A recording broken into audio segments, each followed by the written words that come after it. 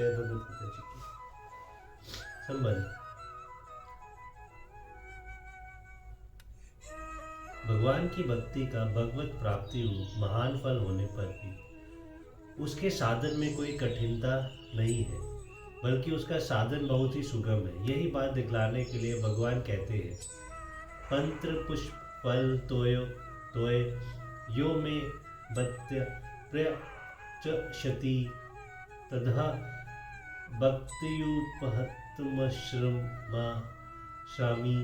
प्रियता तमन।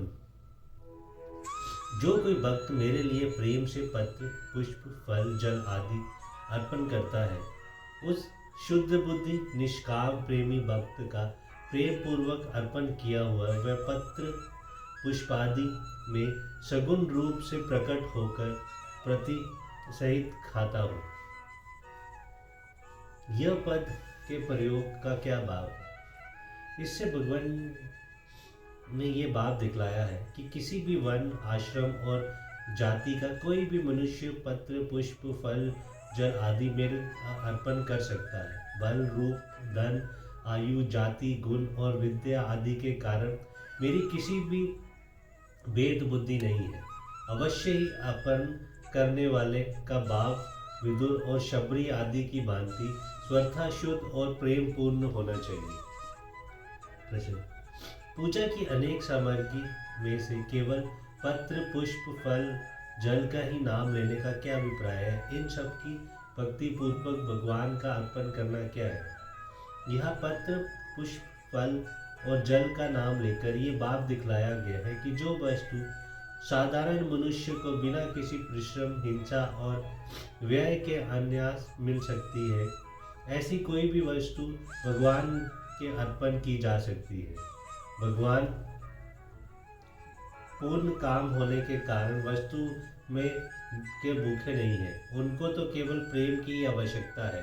मुझे जैसे साधारण से साधारण मनुष्य द्वारा अर्पण की हुई छोटी सी छोटी वस्तु भी भगवान सहज स्वीकार कर लेते हैं। ये उनकी कैसी महत्ता है। इस भाव से भावित होकर प्रेम वह चित्त से किसी भी वस्तु को भगवान के समर्पण करना, उसे भक्ति पूर्वक भगवान के अर्पण करना है। प्रश्न। प्रतातमन पद का क्या अर्थ है और इसके प्रयोग का क्या अभिप्राय है? जिसका अंतकरण शुद्ध हो उसे प्रयातात्म कहते हैं।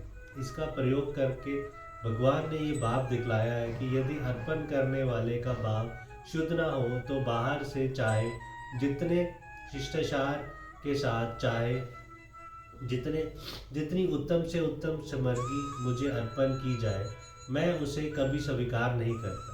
मैंने दुर्योधन का निमंत्रण अस्वीकार करके भाव शुद्ध होने के कारण विदुर के घर पर जाकर प्रेम पूर्वक भोजन किया।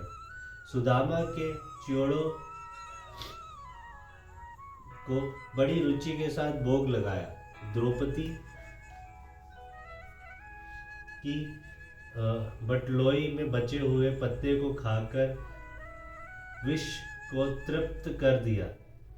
गजेंद्र द्वारा अर्पण किए हुए पुष्प को स्वयं वहां पूंछकर स्वीकार किया। शबरी की कुटिया पर जाकर उसके दिए हुए फल का भोग लगाया।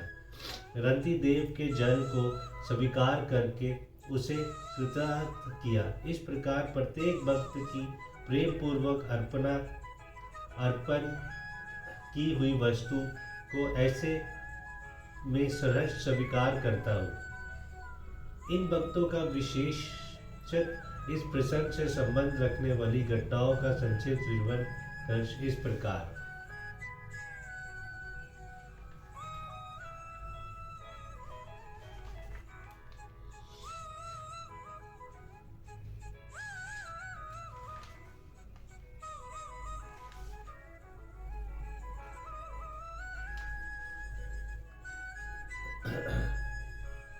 प्रश्न। भक्तु महतम का क्या अर्थ है और उसके प्रयोग का क्या अभिप्राय है? उपयुक्त पत्र पुष्प आदि कोई भी वस्तु जो प्रेम पूर्वक श्रवण की जाती है उसे भक्त कहते हैं। इसके प्रयोग से भगवान ये बात दिखलाया है कि बिना प्रेम के दी हुई वस्तु मैं स्वीकार नहीं करता। जय और जहाँ प्रेम होता है तथा जिसको मुझे वस्तु अर्पण करने में और मेरे द्वारा उसके स्वीकार हो जाने में सच्चरन होता है, वह उस भक्त को के द्वारा अर्पण किए जाने पर स्वीकार कर लेने की बात ही कौन सी है। पुण्यमय वर्ज व्रजो गोपी को के घर की तरह उन भक्तों के घरों में घुस घुस कर मैं उनकी सामग्रियों का भोग लगा जाता हूँ। वस्तुत मैं प्रेम का भूखा हूँ, वस्तुओं का नहीं। जय श्री कृष्ण। अहम और अश्रामी का क्या भाव है? इनके प्रयोग से भगवान ने यह भाव दिखलाया है कि इस प्रकार शुद्ध भाव से प्रेम पूर्वक संपन्न की हुई वस्तु को मैं स्वयं उस भक्त के सम्मुख प्रत्येक प्रकट होकर खा लेता हूँ। अर्थात जब मनुष्य आदि के रूप में अवतारण होकर संसार में विचरता हूँ, तब तो उस रूप में वहां पहुंचकर और अन्य समय से उस भक्त के इच्छा अनुसार रूप से प्रकट होकर उसकी दी हुई वस्तु भोग लगाकर उसे कृतार्थ कर देता हूँ। जय श्री कृष्ण।